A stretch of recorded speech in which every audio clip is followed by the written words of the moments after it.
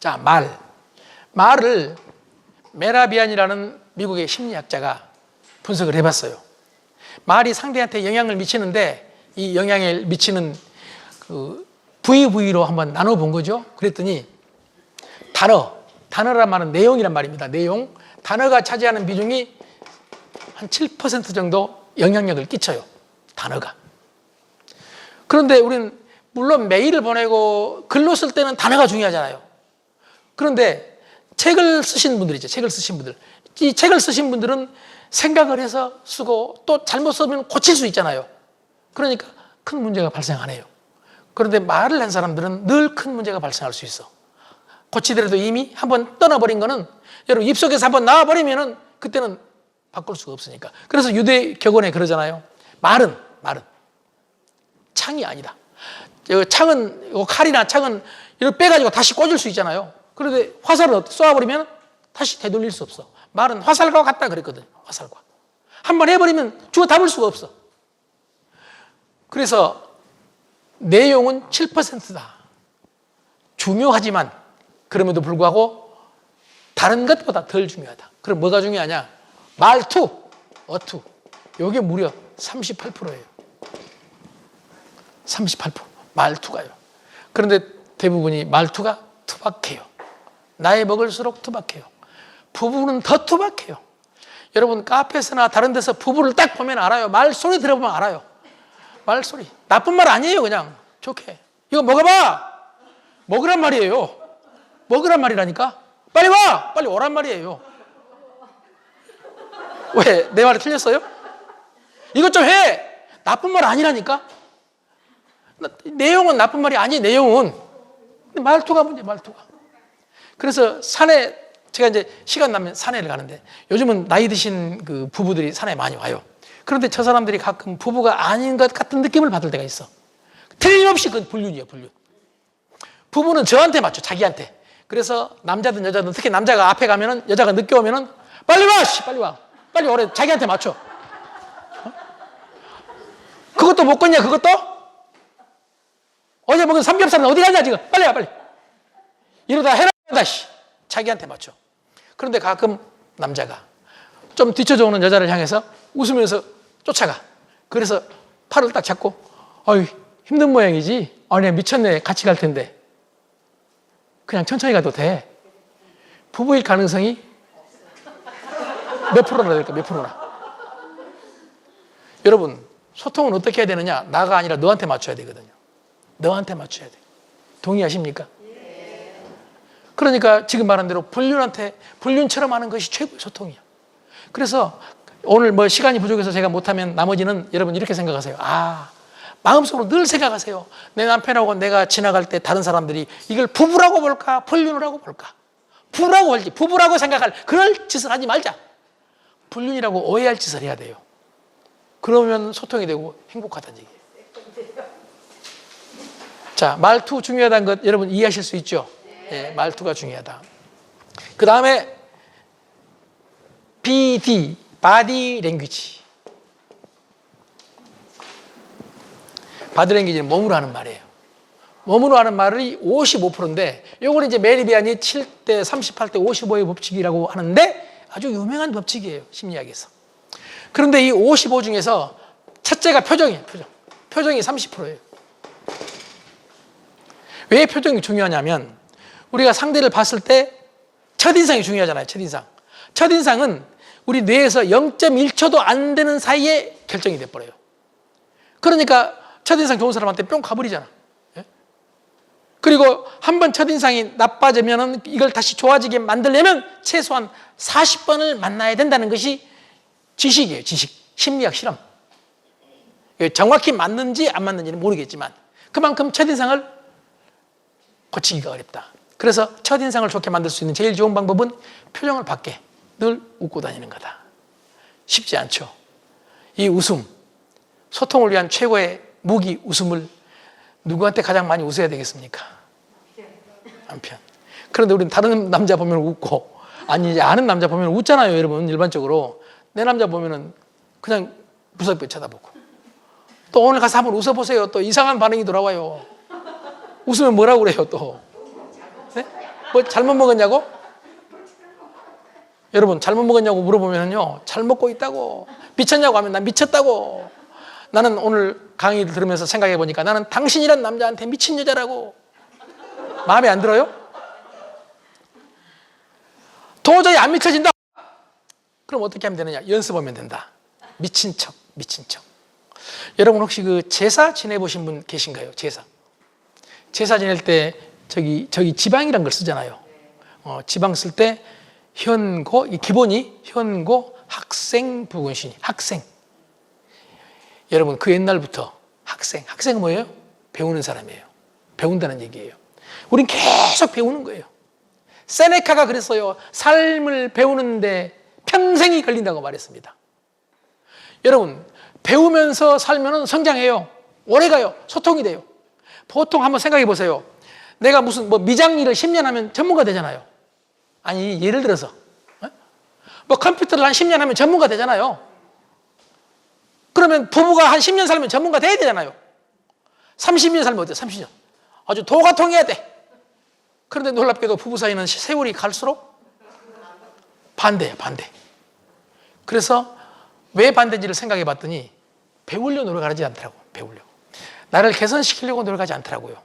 상대를 자꾸 바꾸려고만 노력을 하더라고요.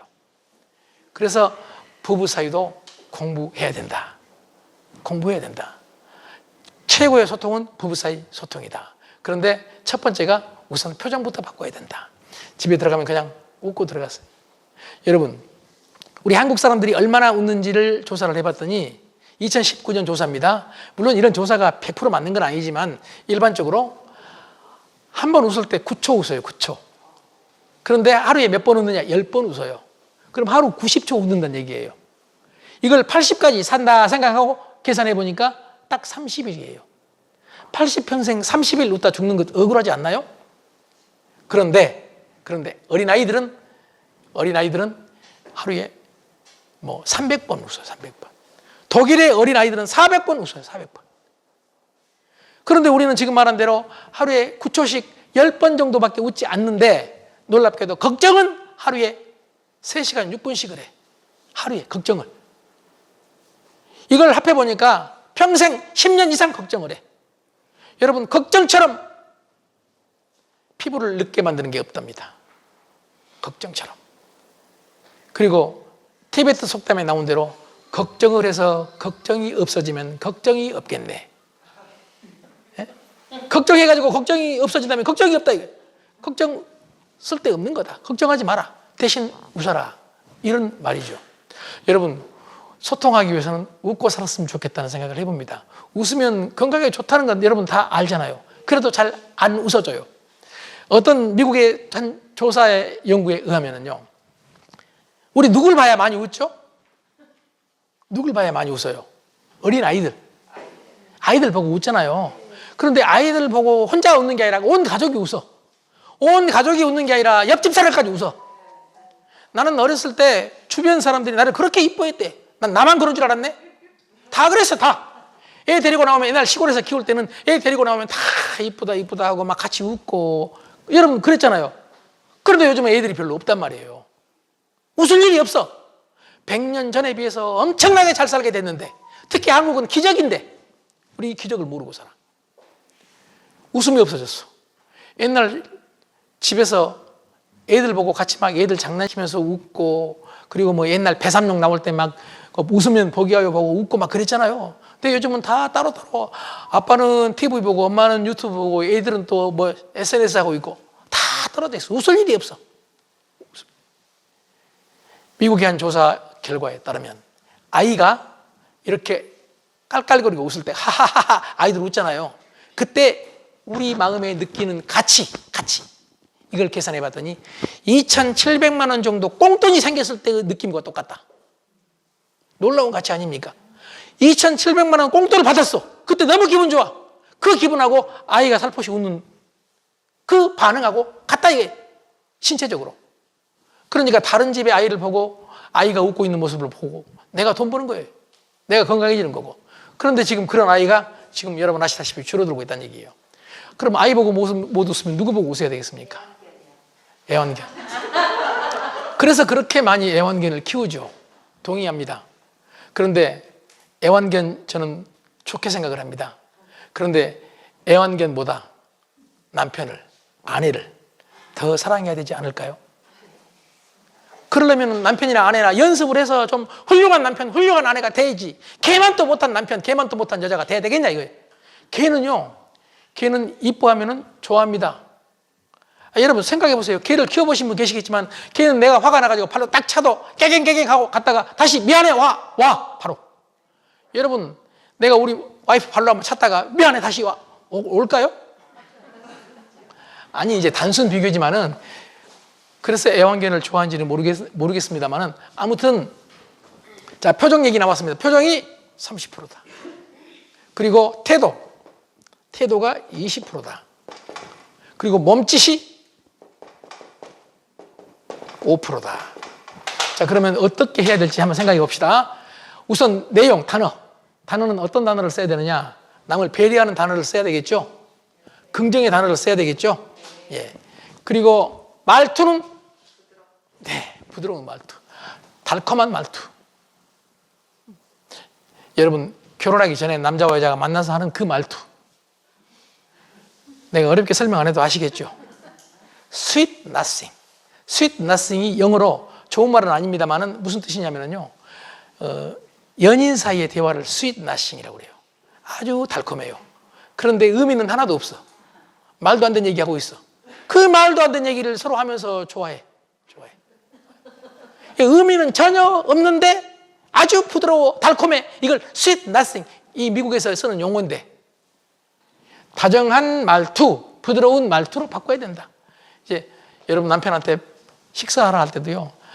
자기야 또는 여보 식사합시다 이렇게 해야지 그냥. 밥 먹어! 이러지 말자는 얘기예요. 밥 먹어! 그러면은요 무슨 말인지 압니다 다. 그러면서 알았어! 들어갑니다. 또 늦게 오면 또 뭐라고 그래요? 늦게 오면. 자 그리고 표정은 열린 표정, 밝은 표정. 태도는 겸손한 태도. 아까 제가 말씀드렸잖아요. 겸손한 태도 맞죠? 항복하면 돼요, 여러분. 항복해보세요. 아무 지장 없어요. 이걸 왜 못해?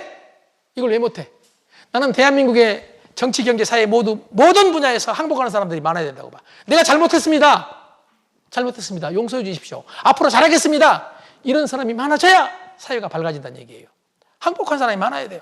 저 잘났다고 서로 우기게 되면은 사회는 계속 양극화되고 사회는 계속 극단적으로 변할 수밖에 없다. 가정도 계속 두 사람 사이 멀어질 수밖에 없다고 생각합니다. 여러분 남편 앞에서 무릎 꿇는 게 잘못이 아닙니다. 멋진 여자입니다.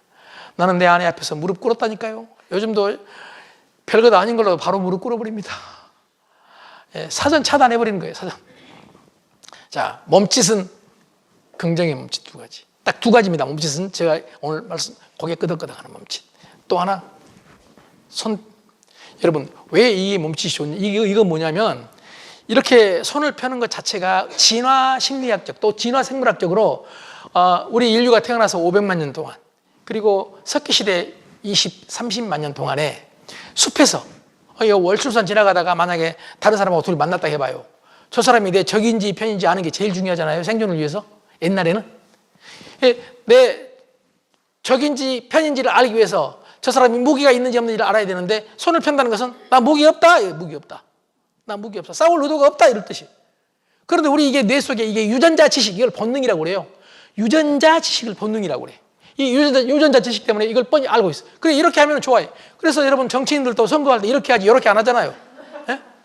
애들한테 빠이빠이 할 때도 이렇게 하잖아요. 다. 맞습니까? 집에 들어가도 남편한테도 하이파이브. 그리고, 여보, 안녕. 오늘 반갑네. 손을 펴고 살아. 그 미국의 유명한 오프라 윈프리가 제일 많이 하는 게 손 펴는 거예요. 몸짓이 대단하거든요.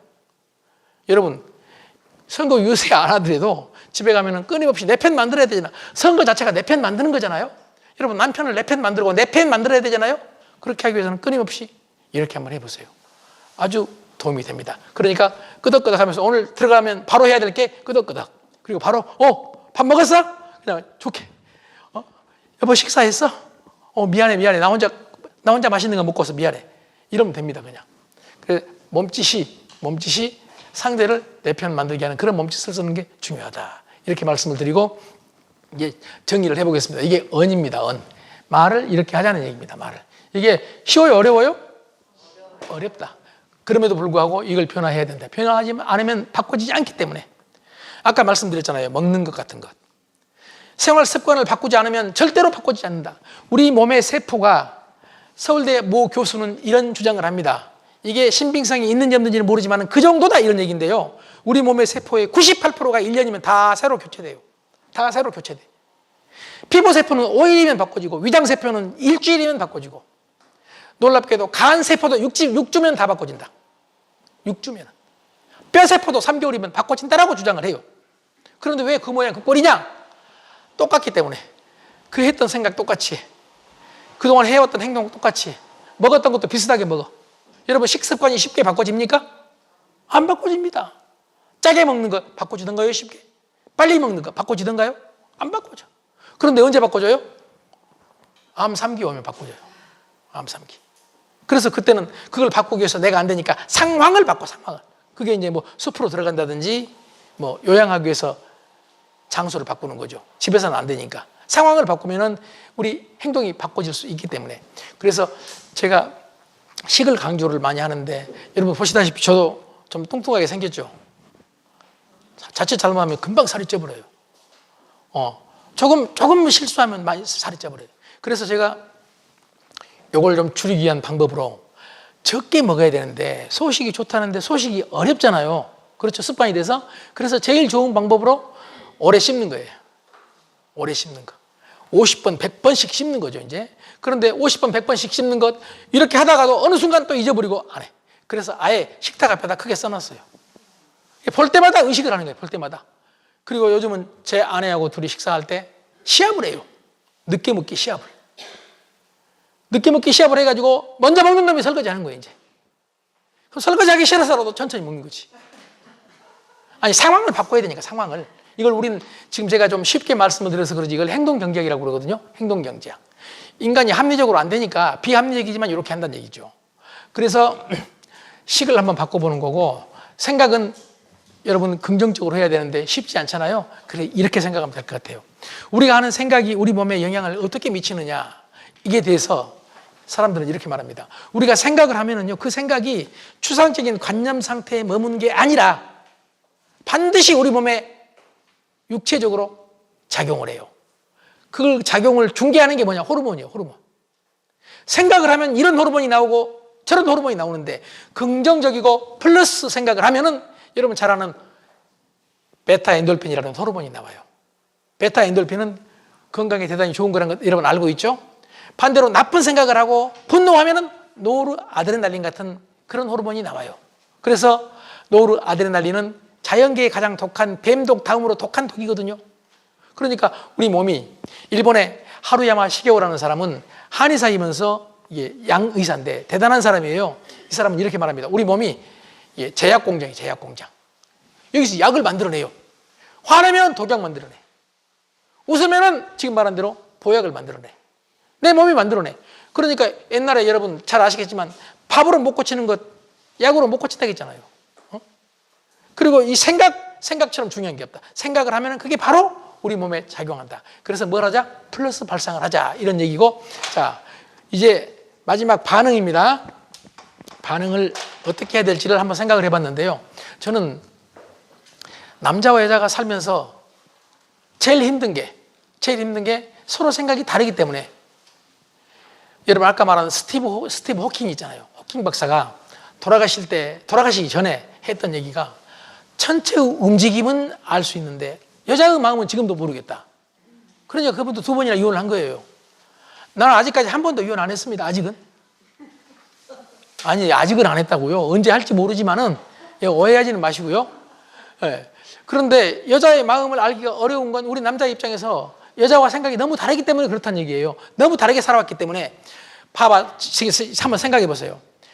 저기 넓은 초원에서 남자들은 일반적으로 옛날에 수십만 년 동안 뭘 했어요? 사냥을 했어. 동의하십니까? 여자는 뭘 했어요? 채집을 했어. 채집과 사냥은 달라요. 사냥은 앞에 목표물이 토끼가 보이면 주변을 둘러보지 않고 계속 쫓아야 돼. 이걸 터널 시야라고 해요. 터널처럼 옆이 안 보여. 다른 게 안 보여. 쫓아가야 돼. 그러니까 남자들은 모든 게 직진인데 여자는 채집할 때 이렇게 앉아서 나무를 캐다가 옆에 있는 사람하고 대화도 하고 또 앞에만 있어요? 나물이 옆에도 있어. 옆에도 봐야 되고. 그래서 여자분들이 훨씬 더 넓게 보고 관계를 중시한다. 남자는 저 토끼 잡아야 되니까 목표를 중시한다. 여러분 그래서 잘 아시겠지만 남자 화장실 가보셨어요? 남자 화장실. 안 가봤죠? 남자 화장실에 가면은요, 이 남자들이 소변을 많이 흘려요. 그러니까 청소과에서는 힘들잖아요. 뭐 영암군청 청소과에서 힘들잖아요. 그래서 옛날에 남자들한테 앞에다가 표를 하나 썼어요. 이성적으로. 어떻게 표를 썼냐면 한 발짝만 앞으로 나오시면 사회가 깨끗해진다고. 그런데 나온 놈이 없어. 그래서 어쩔 수 없이 인간이 이성이 아닌 감정에 호소를 해야 되는데 감정에 호소할 수 있는 표를 공모했는데 남자 화장실을 청소하는 여자분들이 계시거든요. 네. 그분들 중에서 한 사람이 어떤 표를 만들었느냐? 남자가 흘리지 말아야 될 것은 눈물만이 아닙니다. 요걸 해놨더니 30% 줄었어. 흘린 게. 그러다가 나중에 네덜란드의 암스테르담의 스케폴 공항에서 남자 소변기에다가 적당하게 설계를 해가지고 파리 한 마리를 그려놨어. 파리 한 마리를. 아무 말도 안 썼어. 그런데 소변 흐리는 게 80%가 감소했어. 왜 그럴까요? 몰라서 말을 안 하세요. 차마 말을 못 하세요. 남자는 맞춰요, 그걸. 애들도 맞추고 노인도 맞추고 그걸 맞춰. 파리를 맞춘다니까 소변으로. 그러니까 안 흘러. 거기다 좀 애매모호하지만 여러분 지금 직접 안 보셔서 남자 화장실이 많이 있어요. 혹시 몰래 한번 없을 때 한번 들어가서 보세요. 많이 있어. 우리나라에도 지금 많이 있어. 그런데 설계를 잘못하면 어떻게 돼요? 더 흐르게 되지. 이게 이제 흔히 우리가 행동경제학 이렇게 말하는데요. 인간은 이렇게 비이성적이다. 이런 말씀을 드린 거고요.